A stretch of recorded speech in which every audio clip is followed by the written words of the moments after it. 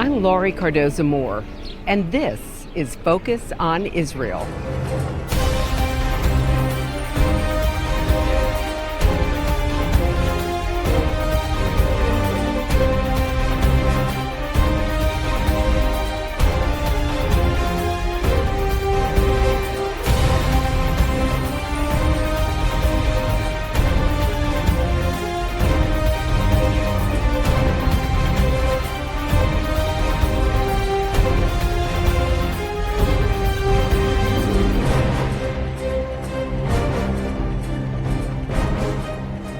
Did you know that one of the leading textbook publishers in America, Pearson, hired an editor who stated that he, and I quote, is waging a bloodless revolution in American schools?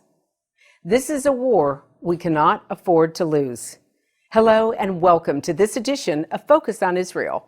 I'm Laurie Cardoza-Moore, founder of Proclaiming Justice to the Nations, a nonprofit organization dedicated to educating and sharing the message of Christian biblical responsibility to the people and land of Israel in the face of a growing global genocidal anti-Semitism.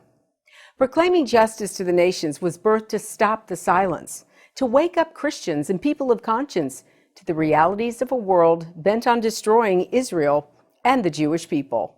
Since 2005, PJTN has a proven track record of fighting for the rights of Israel and the Jewish people, a record of standing firm in the face of overwhelming odds against a world of Jew and Israel hatred, a record of not compromising on the very plan of God. PJTN strategy involves a campaign of biblical truth. The more Christians who see our materials and our media content, the more that will stand with the Jewish people in Israel. On our program today, I'm continuing my conversation on the dangerous problem with our children's textbooks. You'll be hearing once again more important information from Dr. Sandra Alfonsi. Dr. Alfonsi is recognized as an international expert on the propaganda that is presented to America's children in the educational system. She presently serves as a senior academic fellow of Proclaiming Justice to the Nations. She has a background of more than 25 years in reviewing textbooks in the United States, originally from grades 6 through 12. She started working with National Hadassah and created a portfolio called Curriculum Watch, which was actually dealing with textbooks. Her extensive background and experience on the ground was invaluable and should motivate you to join the battle. Every time we turn around, there's more money coming in. It didn't stop. I mean, when you look at it, it seems a drop in the bucket, but the money that impacted me the most was the money from Gaddafi. From Gaddafi into Georgetown University. And now the amount of money and the chairs that have been established, the money that has been poured into Harvard. And Harvard created totally subsidized or subvented, depending on their language, teachers, training, classes and courses and degrees for social studies teachers. So this is where we're at. Do I think we are at the point of no return? I think we are almost at it. I think that the undermining of American civilization, of our society, I think that the undermining of the Constitution, I would say that in the 1990s, mid-1990s, that on the college campus, the revision of the curriculum removed the Eurocentrism. You know, the Greek and Roman contributions to law, to government, to culture were eliminated. Therefore, and it isn't a big therefore, when you eliminate the Greek and Roman contributions to civilization, on the chopping block next comes Judaism and the contributions of Judaism to world civilization. And then you take Christianity, and what comes by the replacement of Eurocentrism by Euro-Africanism, that is where we are. In literature, I was teaching at Fordham University, and I was teaching French literature. We had a reader that I had used almost for 10 years. It was an extraordinary reader, but it was removed because they were all French writers, Eurocentric French writers. We needed to find the writers from Africa. Now, it should have been studied. Yes, you study them as part, not instead of. But the change is that you found the type of writers. You found the ones espousing violence. And we weren't smart enough to pick up on the Algerian writers because everyone said, oh, Algerian writers, they write French. Well, after I taught the first short story, I said, I don't think this is exactly what I'm prepared to teach. I could read the French, but the anarchy, that is the word that I was looking for. Eurocentrism has been replaced, the final step, by anarchy, because Eurocentrism actually is the organization of Western civilization, and anarchy is the destruction of it, replaced by the caliphate. But we are teaching and we are supporting anarchy. When you look at the textbooks, when you look at the college campus, when you look at the money being poured in, the money being poured in is not to strengthen the society in the West. It's there to make anarchy and bring it down. So are we too late? We're only too late, and my fear is from when I say being rejected, I don't mean as an individual, but being rejected time after time on the doorstep precisely of the people who are supposed to have the fortitude to fight this, who don't believe in it, who there is a smell of blood in the air now in American education.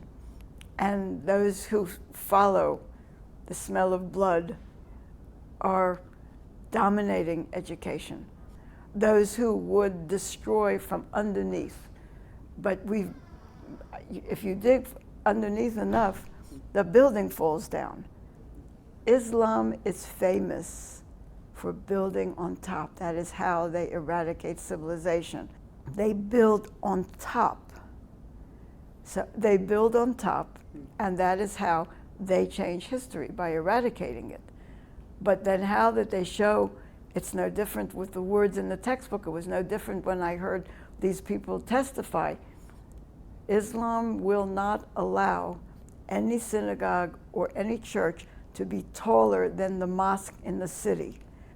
So the same is in the textbooks. So this publishing house is called Performance Education. It's located in a city called Free Union, Virginia. And they published a series of books called The Middle East and the Cold War Across the Globe. Now, if you want an example of a small, dangerous book, easy to carry because it's paperback, that's deadlier than the incendiary balloons because it's small and it's precise in the vision that it creates. So they said, and this is on page 157, this is what I call how Israel is delegitimatized in America and in the textbooks. And I named it, when I do this, I call it Islamist Holocaust revisionism for the purpose of delegitimatizing the state. To delegitimize, you remove the Jewish connection to Israel, to the homeland. And this is a sentence, and this is what makes it very dangerous. The sentence is on page 157, quote, in 1948, Israel was created by the United Nations as a home for the Jewish survivors of the Holocaust. That is total revisionism.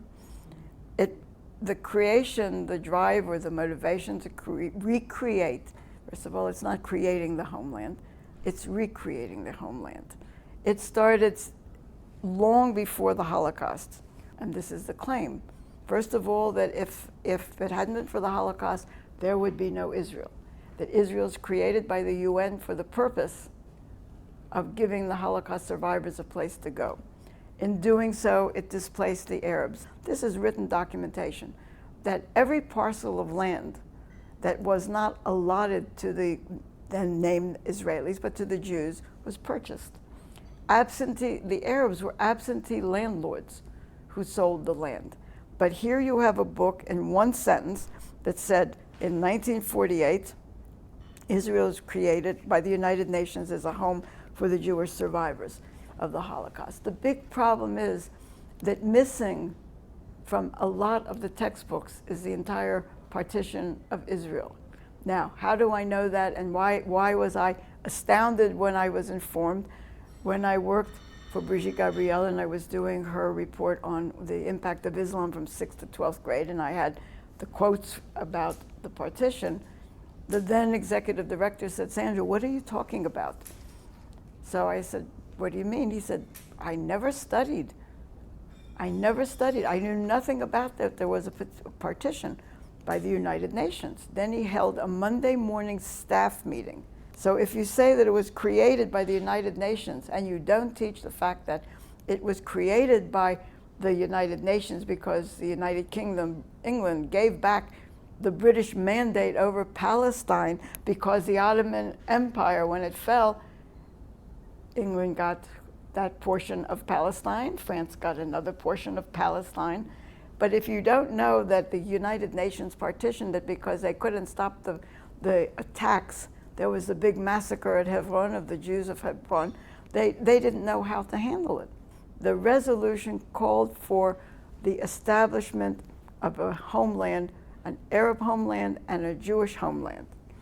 And if you remove that from history and you replace it as these poor Arabs have been thrown out of their home because the UN decided that it was going to be merciful on the survivors of the Shoah, of the Holocaust, that is delegitimizing the state of Israel. So that's a very small quote. This is a publishing house in New York, Chelsea House. We who grew up in the American education system used textbooks put out by Chelsea House. They were reputable, they were correct, and then suddenly this book came across my desk. This book is called The Palestinian Authority. It's a series of books. Each book, it's 5 books, has a name. The series is called The Creation of the Modern Middle East. And this is their explanation. Unlike their Muslim counterparts, they, the Christians and the Jews, came to Palestine not as refugees seeking sanctuary, but as crusaders, salvationists, and redeemers. It's interesting that the Christians came before the Jews. Historically, that's very inaccurate. Religious-wise, it's inaccurate, but no one picks it up.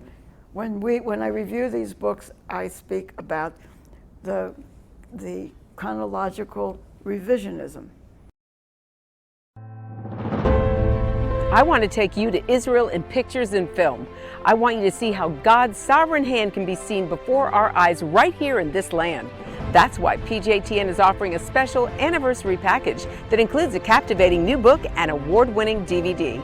Israel Rising is a unique visual story of Israel's miraculous journey from unforgiving desert to thriving nation. Thousands of years ago, the prophet Ezekiel foretold a future time in which the arid land of Israel would come alive for its people.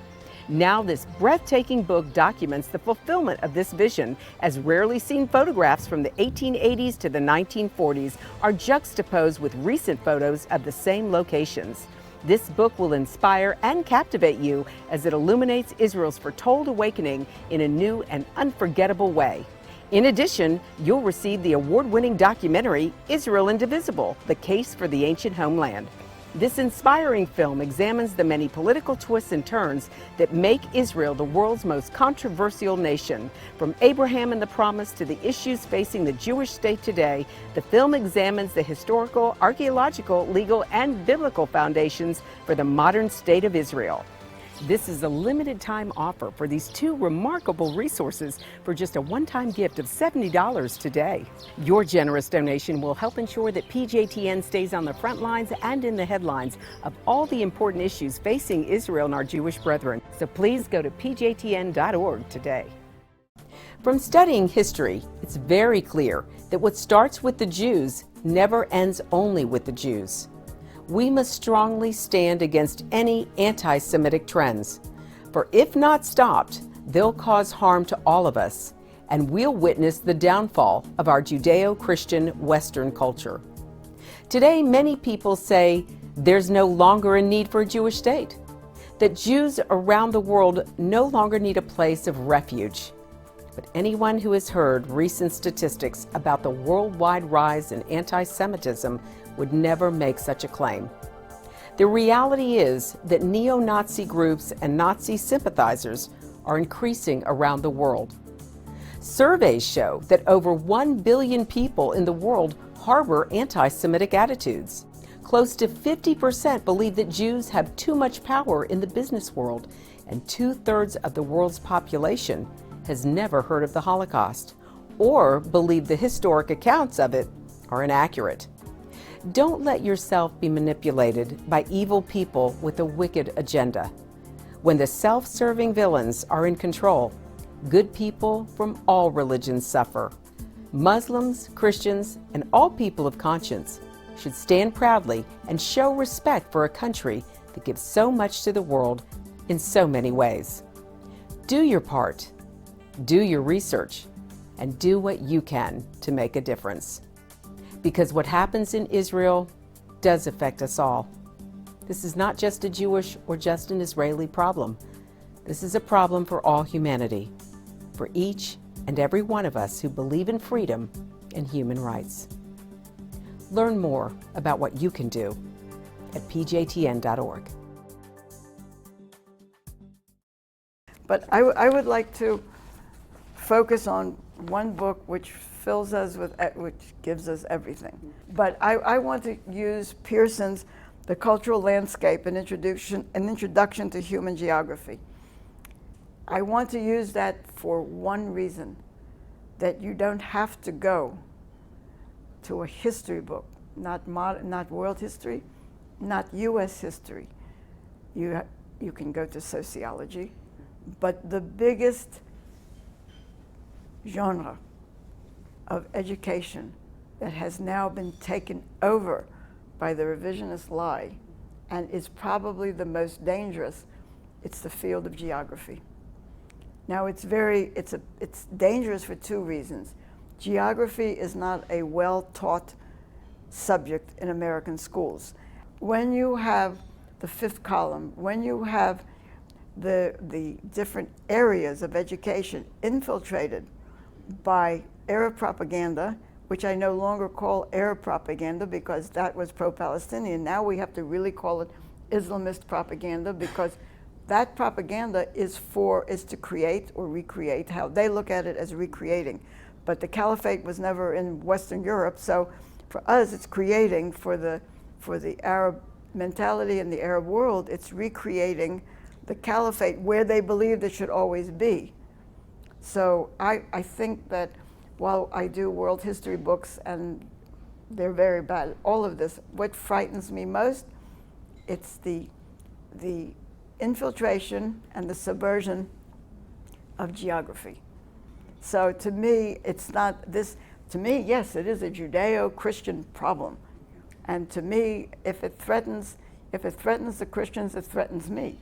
And if it threatens me, it threatens the Christians. And I was very blessed last year. I speak every year in Texas, and I went to a little town, well, she'll hear me. I went to a very nice city called San Angelo. And there I met the first community where parents are not allowed anything sent home. They've never seen the curriculum.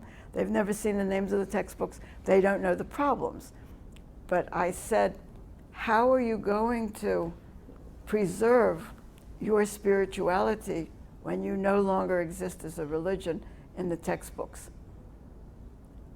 And that is a question that needs to be asked, because the arrogance of religion, there's an arrogance of religion that always will say, oh no, they can't do it to us.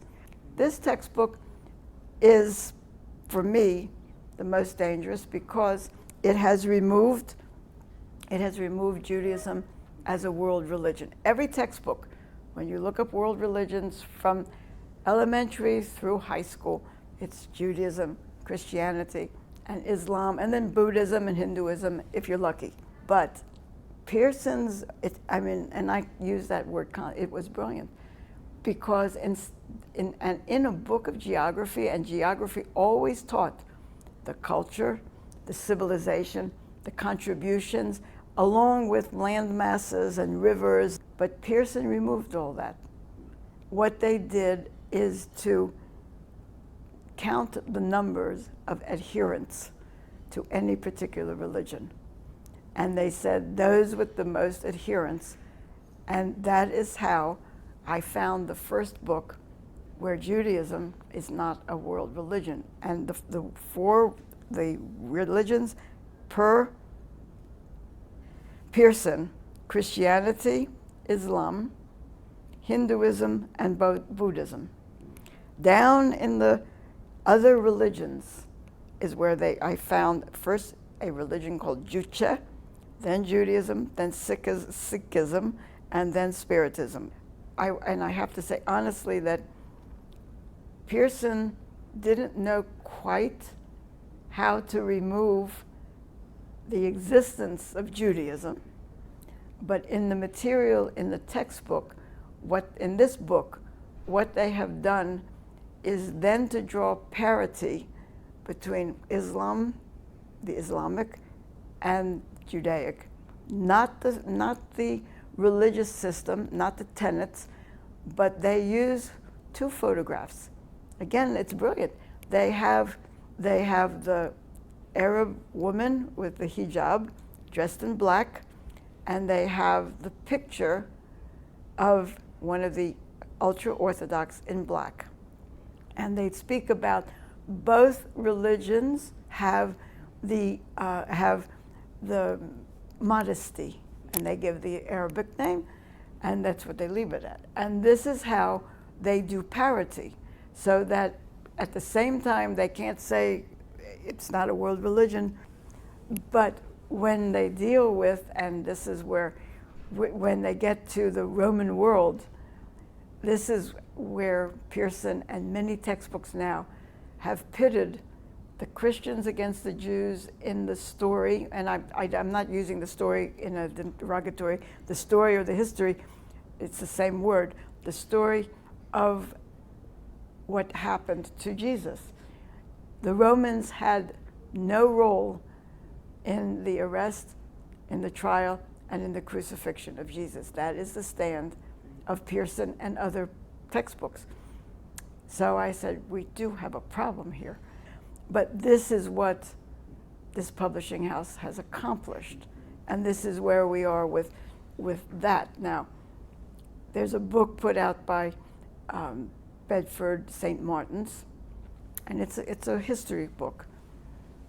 But I said 2 years ago that as soon as we see Judaism eliminated or downsized as a world religion, I said, watch. I said, this is not going to stop. I said, Christianity is going to be in it. And this book, in this one from Pearson, Christianity is the first religion, followed by Islam, because the number, numerically, the number of adherents of Christianity is still larger than the adherents to Islam. However, I have tried to make the point, and I'm really thankful that you're letting me make this point, that if you look at the genocide, and this is not a Holocaust, this is a genocide. I said, if you look at the genocide of Christians, you are looking at the decrease in the number of adherents. It doesn't matter if it's 1,400 in one day, it doesn't matter if it's in a year, 14,000. Very soon, there will be the imbalance, because I truly believe that these textbooks, and part of the money put into it, is for the globalization, and that Islam is being raised up, elevated, but not by doctrine. That comes out too in the Islamization in the textbooks. This is more dangerous, because if anyone would really read the Quran and understand what's in it, you can at least respond to the tenets of Islam.